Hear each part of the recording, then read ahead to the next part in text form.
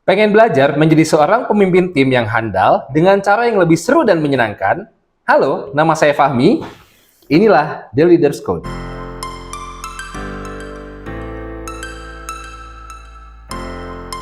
Selamat datang di The Leaders Code. Kamu adalah pemimpin tim di industri perbankan yang membantu perusahaan meningkatkan profitabilitas dan kepuasan nasabah secara seimbang. Kamu akan berusaha sebaik-baiknya mengatur sumber daya yang dimiliki, memimpin dan mengembangkan tim, menyelesaikan berbagai tugas, serta membuat berbagai keputusan kepemimpinan. Kumpulkan profitability point dan promoter point sebanyak-banyaknya dan jadilah pemimpin terhebat. Sebelum kita mulai, yuk pahami dulu objektif permainannya, supaya setiap keputusan yang dibuat terasa lebih bermakna. Objektif dalam The Leaders Code adalah mengumpulkan profitability point dan promoter point sebanyak-banyaknya secara seimbang. Profitability point dan promoter point bisa didapatkan dari dua sumber. Sumber pertama adalah penyelesaian task yang pemain lakukan. Sumber kedua adalah endgame bonus. Pemain dengan poin akhir paling besar di akhir permainan keluar sebagai pemenang. Kita setup dulu area tengah, baru area pemain setelahnya. Letakkan papan utama di tengah area permainan. Letakkan penanda ronde di key 1 dan penanda fase di kotak placement phase. Letakkan penanda profitability point dari masing-masing pemain di angka 0 pada profitability tracker. Serta penanda promoter point dari masing-masing pemain di angka 0 pada promoter tracker. Kocok kartu event dan letakkan di papan utama. Letakkan suplai uang, kubus energi leader dan anggota tim, dan token time di area yang mudah dijangkau seluruh pemain. Kocok kartu task sesuai dengan tingkatannya. Buka 4 kartu dari setiap tingkatan.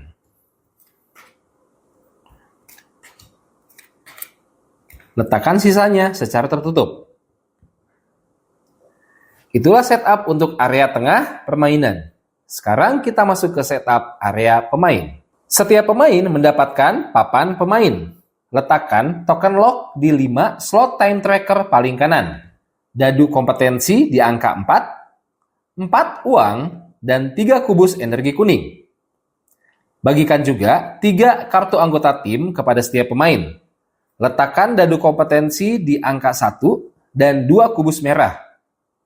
Bagikan juga 5 kartu task dari tumpukan, 2 kartu level 1 dan 3 kartu level 2 kepada setiap pemain. Bagikan juga papan referensi daily operation kepada setiap pemain. Itulah setup untuk setiap pemain. Berikan kartu first player kepada pemain paling muda atau tentukan secara acak. Kita siap untuk bermain The Leaders Code. Permainan berlangsung selama 4 ronde yang kita sebut sebagai quarter. Setiap quarter dibagi menjadi 4 fase. Preparation, placement, daily operation, dan check. Di fase preparation, pemain memperoleh uang, kubus energi, dan kartu task, serta membuka kartu event. Di fase placement, pemain meletakkan kartu task ke matriks Eisenhower pada papan pemain. Di fase daily operation, pemain akan melakukan berbagai aksi. Di fase check, pemain akan mengecek penalti dan mereset time tracker di papan pemain. Saya akan menjelaskan apa yang pemain lakukan di setiap fasenya secara lebih detail. Fase preparation tidak perlu dilakukan di quarter 1. Fase ini baru dilakukan di quarter 2 dan seterusnya. Di fase ini, setiap pemain memperoleh uang dan kubus energi sesuai posisi profitability dan promoter point saat itu. Sebagai contoh, pemain yang profitability-nya di 14 memperoleh 2 uang. Dan yang promoternya di 2 memperoleh 4 kubus energi kuning dan 3 kubus energi merah per anggota tim. Buka 1 kartu event, lalu selesaikan efeknya. Lalu setiap pemain secara bergantian, mulai dari pemain pertama, mengambil 5 kartu task dengan komposisi sesuai dengan yang tertera di papan utama. Ini adalah nama task. Titik ini menandakan tingkatan kartu. Banner di kanan atas adalah kategori task. Di bawah nama task adalah persyaratan sumber daya waktu, kubus energi, serta uang yang diperlukan untuk menyelesaikan task tersebut. Di bagian bawah kartu adalah reward, berupa profitability point saja, atau profitability dan promoter point yang pemain peroleh bila berhasil menyelesaikan task. Di dalam kotak merah adalah penalti yang akan pemain peroleh bila tidak berhasil menyelesaikan task. Setelah semua pemain menyelesaikan fase preparation, permainan dilanjutkan ke fase placement. Fase placement dilakukan secara simultan. Pemain dapat menentukan kartu task mana yang dia akan kerjakan dan task mana yang dia tidak akan kerjakan. Kartu task yang akan dikerjakan diletakkan pada kuadran yang sesuai dengan yang tertera pada kartu. Task do atau assign yang terdapat tanda seru di pojok kanan atasnya adalah task yang wajib diselesaikan di ronde berjalan. Sedangkan task plan dapat diselesaikan di ronde berjalan maupun ronde-ronde berikutnya. Kartu task yang pemain tidak akan kerjakan, apapun kategori kartunya, diletakkan di kuadran eliminate.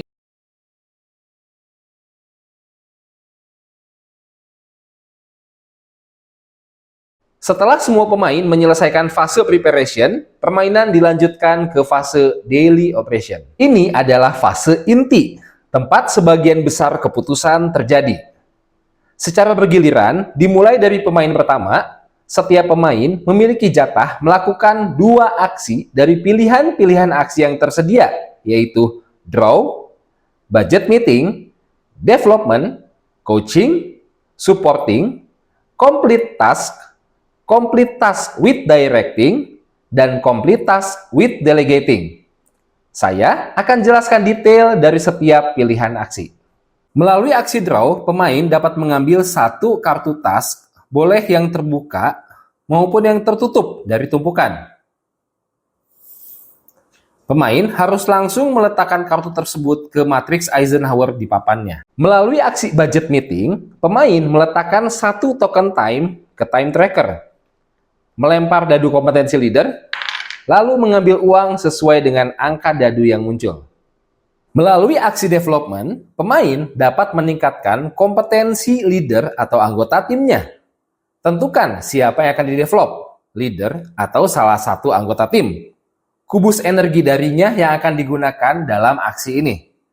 Gunakan salah satu dari pilihan berikut. Opsi pertama, 2 kubus energi dan 2 token time. Atau opsi kedua, 2 kubus energi, 1 token time, dan 2 uang. Kemudian, naikkan dadu kompetensi leader atau anggota tim tersebut sejumlah +2. Melalui aksi coaching, pemain dapat meningkatkan kompetensi dan menambah kubus energi anggota timnya. Gunakan 1 kubus energi kuning dan 2 token time. Letakkan 2 kubus energi merah pada salah satu anggota tim. Dan naikkan dadu kompetensi anggota tim tersebut sejumlah +1. Melalui aksi supporting, pemain dapat menambah kubus energi anggota timnya. Gunakan 1 kubus energi kuning, letakkan 2 kubus energi merah pada salah satu anggota tim, atau masing-masing 1 kubus energi merah pada 2 anggota tim. Melalui aksi complete task, pemain dapat menyelesaikan task yang dimiliki. Pilih 1 kartu task dari salah satu kuadran. Gunakan token time, kubus energi, dan uang sesuai yang tertera. Peroleh profitability point atau promoter point sesuai dengan kompetensi tertinggi leader atau anggota tim yang kubus energinya digunakan. Sebagai contoh, untuk menyelesaikan task monitoring engagement nasabah di medsos, gunakan 1 token time dan 1 kubus energi merah. Karena anggota yang kubus energinya digunakan memiliki kompetensi 1, maka profitability point yang diperoleh naik sejumlah 3. Untuk melakukan aksi complete task with directing, pemain perlu menggunakan 1 token time ekstra di luar yang digunakan untuk menyelesaikan task. naikkan kompetensi dari salah satu anggota tim yang ikut menyelesaikan task sebanyak +3 untuk sementara.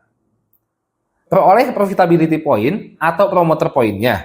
Lalu, kembalikan kompetensi anggota tim tersebut ke angka semula. Sebagai contoh, untuk menyelesaikan task monitoring engagement nasabah di medsos, selain menggunakan 1 token time dan 1 kubus energi merah, saya menggunakan juga 1 token time ekstra.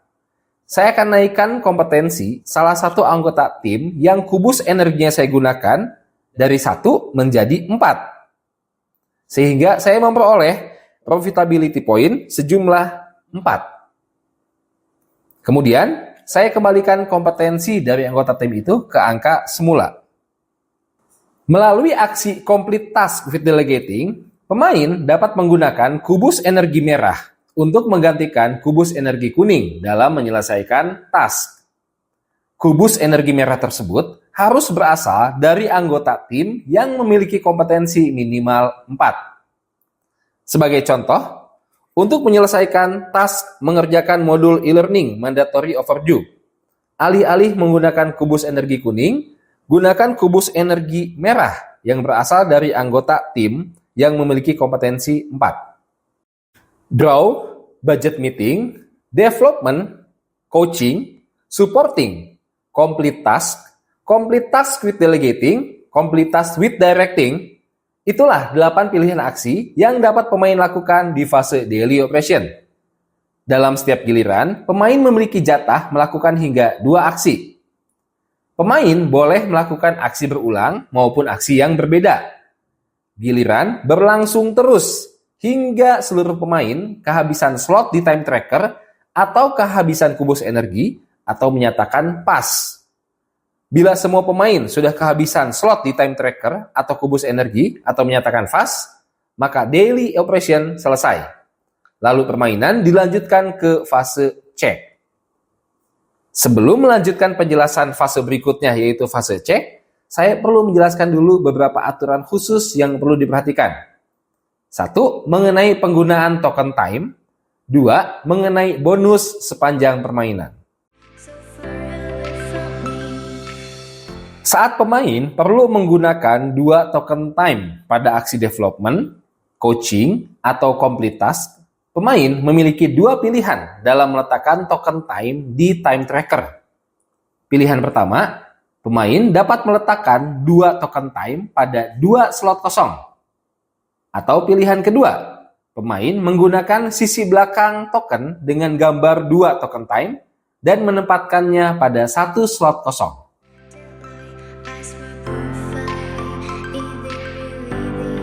Pemain dapat memperoleh bonus melalui beberapa cara sepanjang permainan.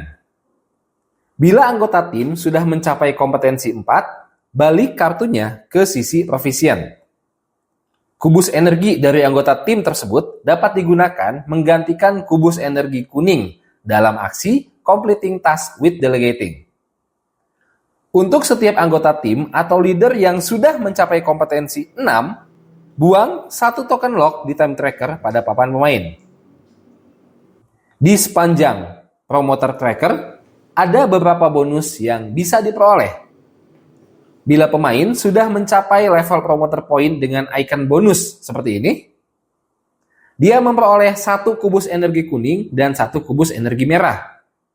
Kapasitas maksimal energi leader dan anggota timnya pun meningkat menjadi 4 untuk leader dan 3 untuk anggota tim bila promoter point mencapai 2. Dan menjadi 5 untuk leader dan 4 untuk anggota tim bila promoter point mencapai 8. Icon bonus ini berarti pemain boleh membuang 1 token lock di time tracker pada papan pemainnya. Icon bonus ini berarti pemain boleh menaikkan kompetensi leader sebesar +2. Sekarang kita kembali melanjutkan penjelasan fase terakhir yaitu check. Pada fase check, untuk setiap kartu task do atau assign yang belum diselesaikan, pemain akan mendapatkan penalti pengurangan profitability sesuai dengan yang tertera di kartu bagian kanan bawah. Untuk setiap kartu yang diletakkan di kuadran eliminate, pemain akan mendapatkan penalti sebesar 1 profitability per kartu. Dan khusus untuk kuarter 4, bila masih terdapat kartu task plan yang belum diselesaikan, pemain akan mendapatkan penalti juga. Berikutnya, kosongkan slot time tracker yang ditempati oleh token time 1. Balikan token time tracker 2 menjadi 1. Geser seluruh token time tersisa ke kiri. Geser kartu first player ke kiri dari pemain sebelumnya. Pindahkan penanda fase dan penanda quarter 1 langkah. Kita siap memulai quarter berikutnya.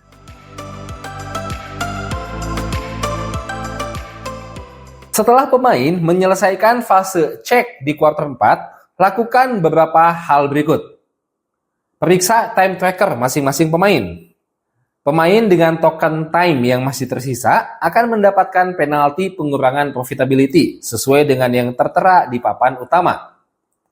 Berikutnya, untuk setiap pemain yang kompetensi leadernya di angka 6 dan kompetensi seluruh anggota timnya minimal di angka 4, memperoleh bonus 2 promoter point. Berikutnya, bandingkan jumlah task plan yang berhasil pemain selesaikan. Pemain dengan jumlah task plan selesai paling banyak memperoleh bonus 5 profitability point. Dan waktunya menghitung total poin akhir dari setiap pemain.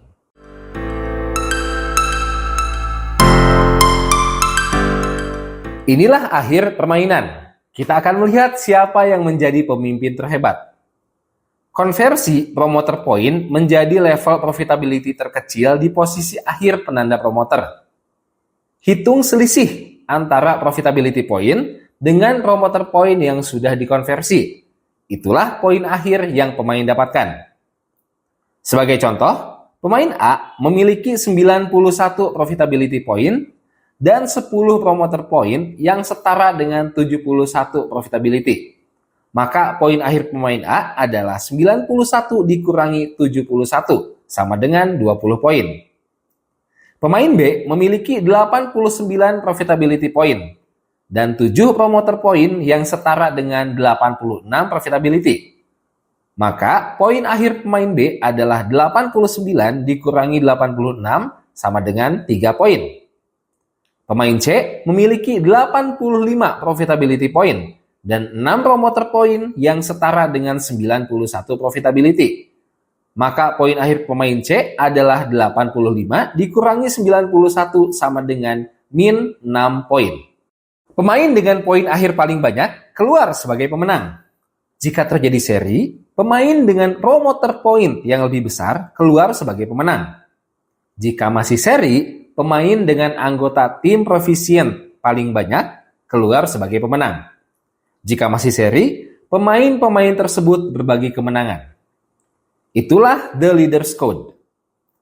Ingat, kemenangan bukan hanya soal angka, tapi bagaimana Anda memimpin tim dan menjaga keseimbangan. Selamat menempa diri menjadi pemimpin hebat, selamat bermain dan bertumbuh. Cut.